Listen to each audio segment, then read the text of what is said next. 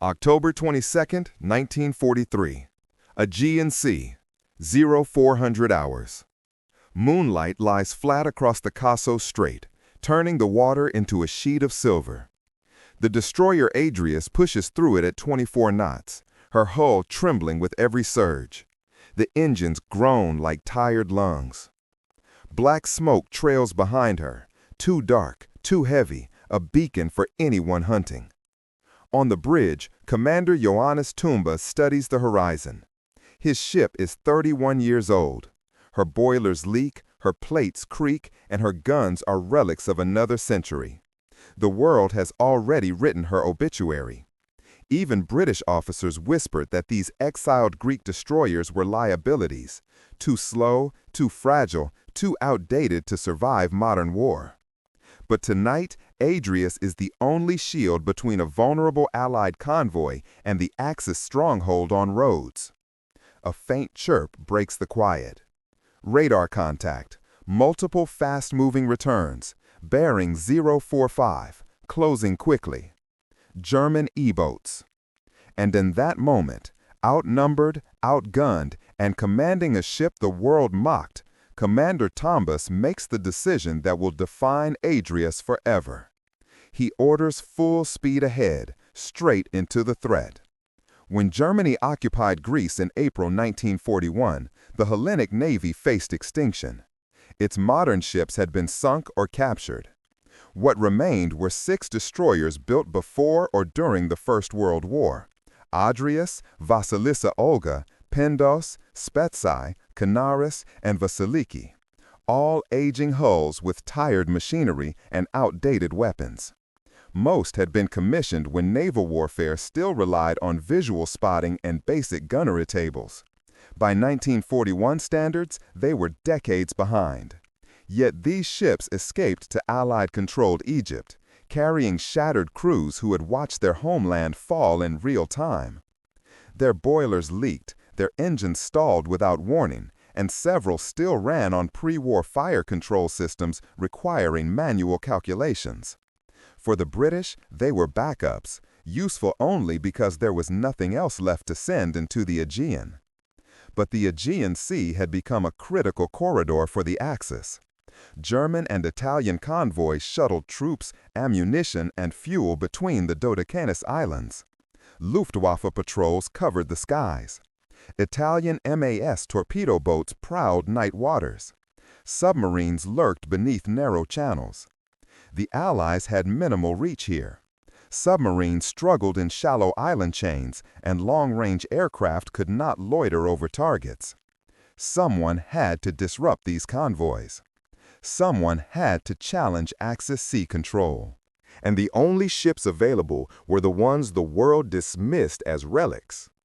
As 1943 opened, the Aegean became a forgotten battlefield, quiet, remote, but strategically vital, setting the stage for Adrius to be thrust into a mission no one believed she could survive. Adrius entered this forgotten theater carrying scars from decades of service. By early 1943, she sat in Alexandria undergoing patchwork repairs. New rivets, reinforced plates, overhauled pumps, none of it enough to hide her age. Her crew of 110 men worked through the nights not because they believed the ship was ready for modern combat, but because they refused to let Greece disappear from the war.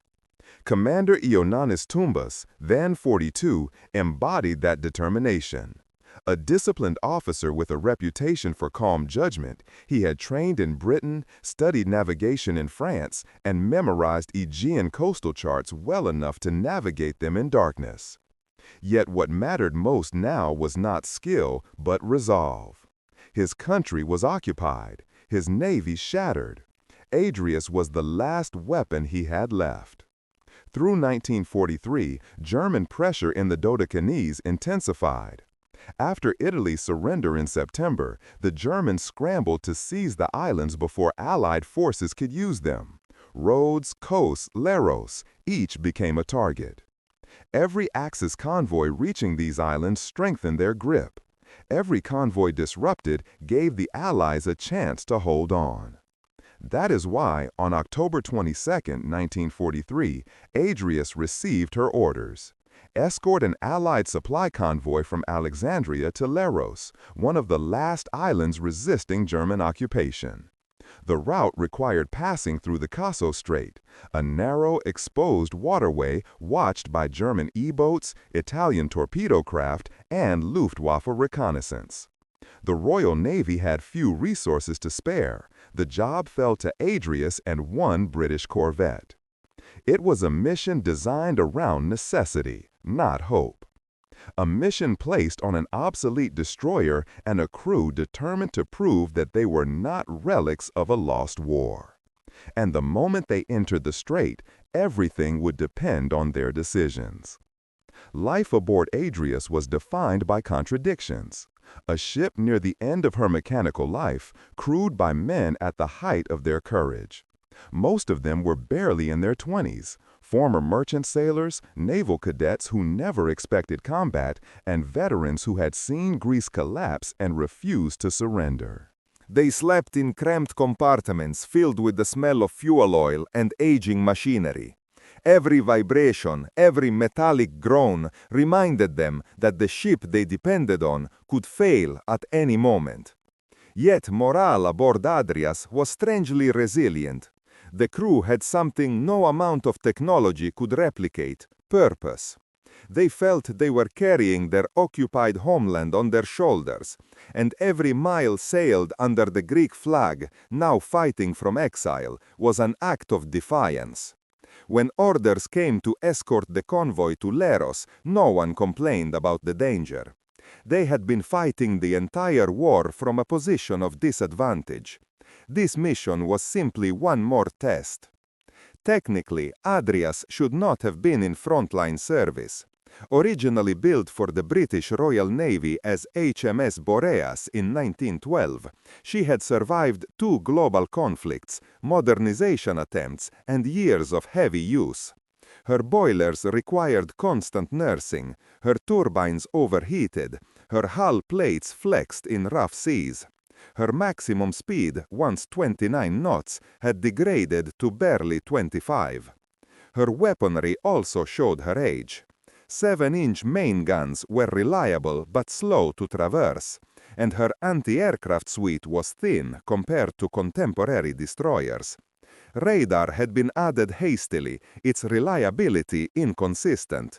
Fire control solutions required manual calculations using rangefinders and mechanical slide rules, tasks that became nearly impossible during high-speed night combat.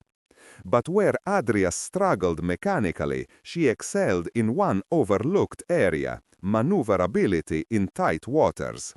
Her narrow beam and responsive rudder gave her a turning radius modern destroyers envied. Commander Tumbas understood this better than anyone, and it would soon become his greatest weapon. From the Axis point of view, the Greek destroyers in exile were not threats, they were inconveniences. German naval intelligence reports routinely mocked them as obsolete units, incapable of sustained operations. To the Kriegsmarine, true danger came from British destroyer flotillas or Allied submarines, not from relics barely capable of escort duty. Italian officers were even more dismissive. Their fast mass torpedo boats could outrun and outmaneuver ships like Adrias at will.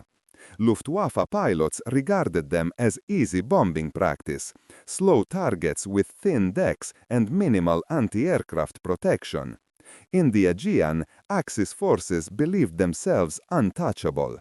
They had the speed, the aircraft, the numbers, and the bases. That confidence carried into the night of October 22, 1943. German E-boat crews patrolling the Caso Strait expected a routine hunt. Intercept the convoy, fire torpedoes, vanish back into the darkness.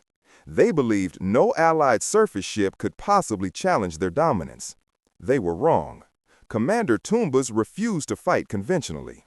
Standard escort doctrine dictated that a destroyer remained close to its convoy, forming a protective screen while using distance to identify threats. Tumbas saw the flaw. In the narrow channels of the Aegean, waiting meant dying. E-boats could close in at 40 knots, fire torpedoes, and disappear before Adrius could even bring her guns to bear. So Tumbas adopted a strategy that shocked even his own officers: aggressive interception. Instead of shielding the convoy from behind, he used Adrius as a forward hunter, charging toward radar contacts at maximum speed, forcing the enemy to react.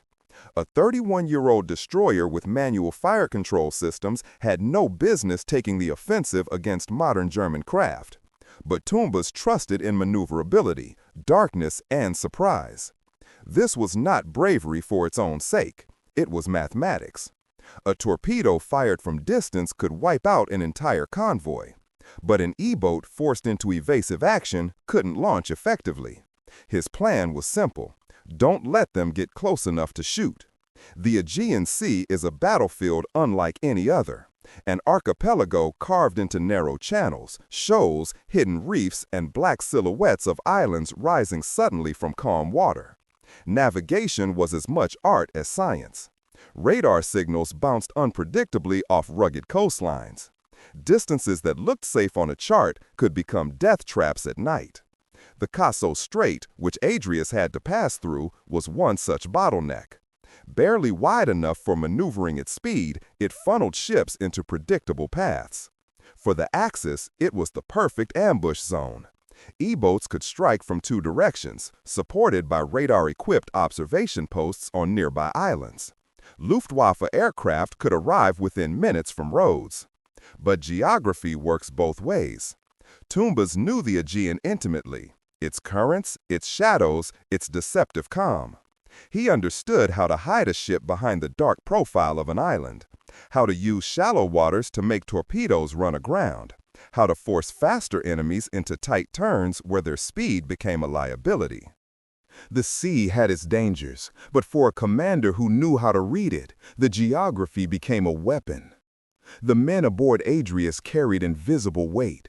They were fighting not for territory or strategy, but for a homeland they could no longer touch. Every action at sea felt like a message to those still resisting under occupation: Greece is not finished.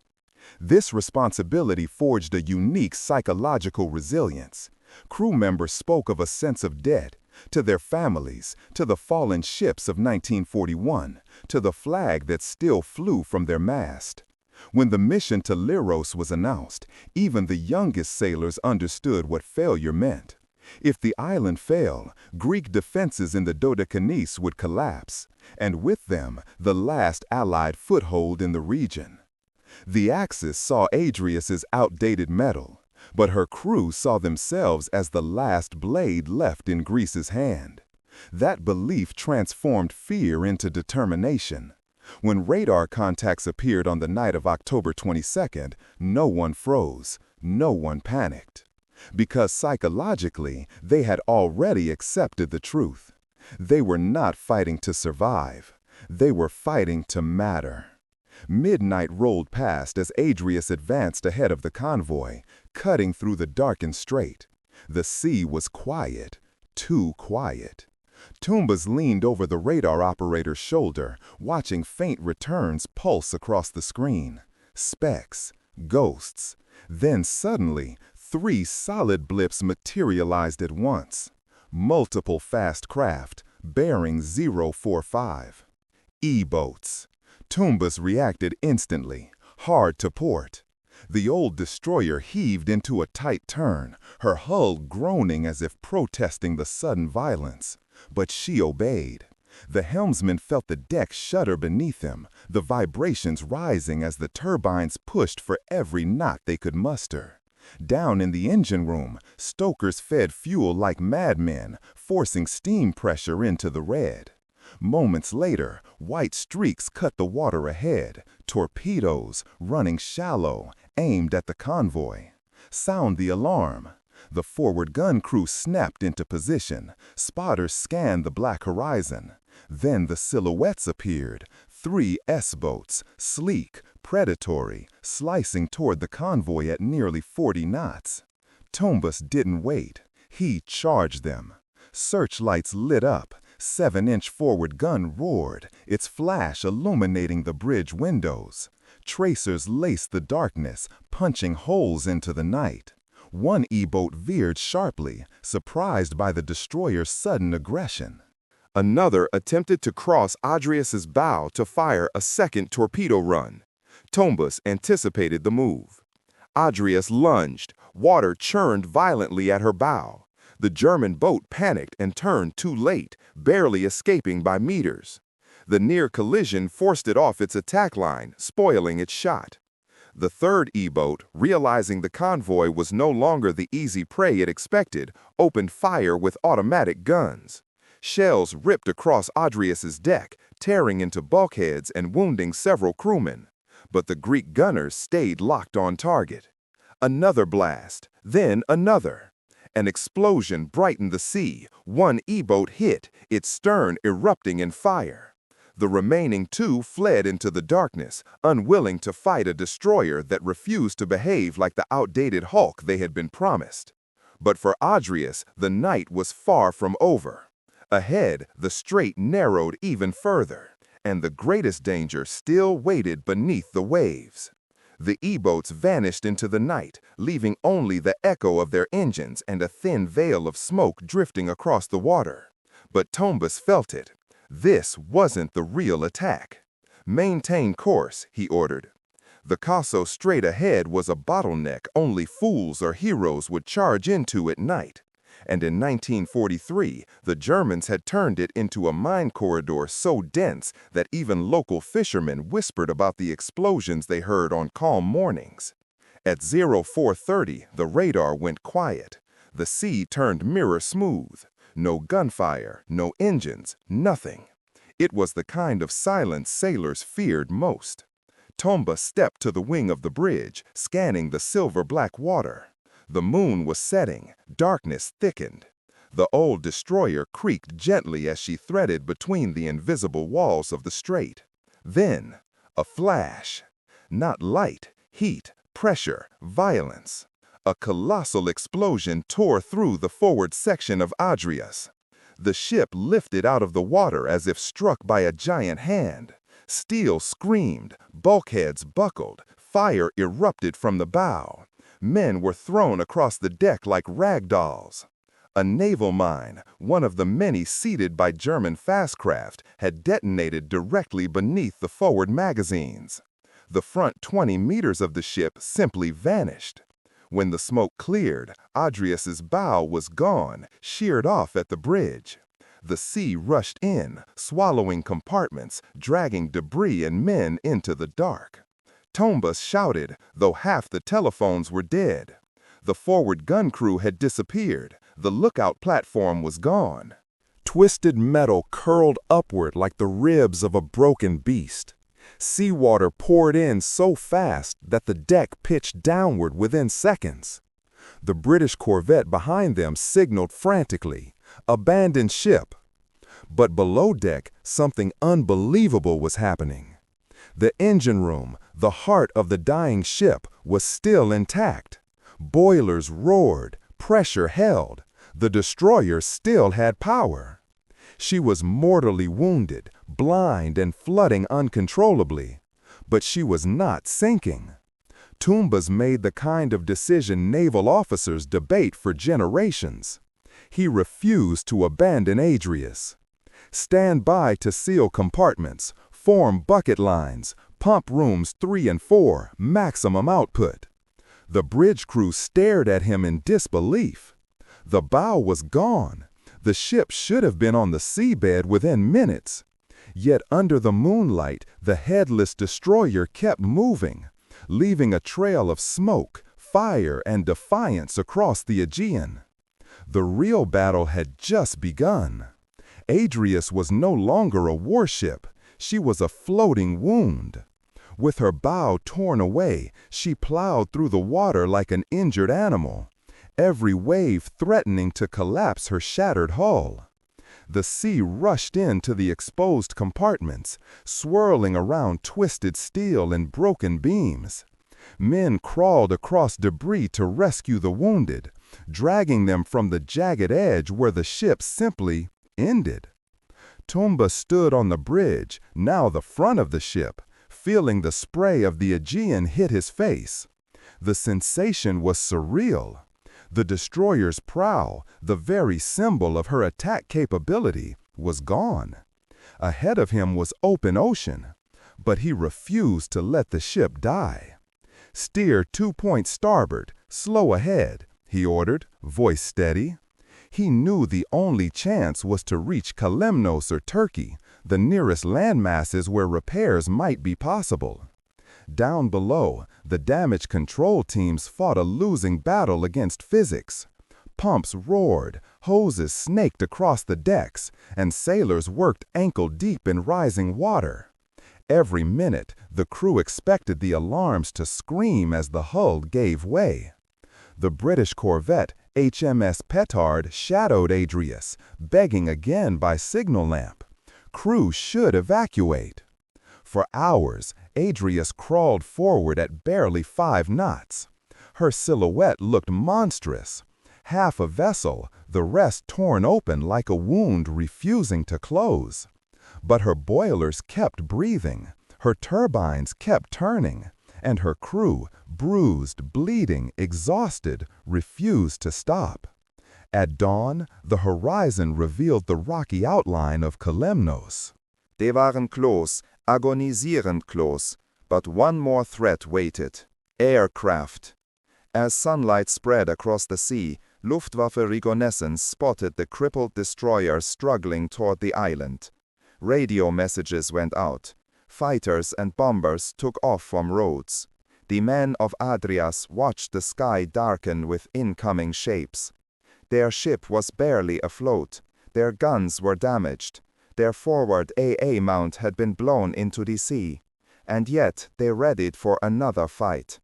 The first German aircraft appeared just after sunrise. 2 Dornier AO-217s sweeping low over the strait, their silhouettes glinting gold in the morning light. Moments later come the Stukas. Their sirens wailed as they rolled into steep dives, a sound every sailor recognized as the prelude to death. Adrias could barely maneuver. Without a bow, she wallowed through the water, responding sluggishly to every helm order. Her speed dropped to 4 knots. The ship's forward anti-aircraft guns were gone, torn away in the explosion.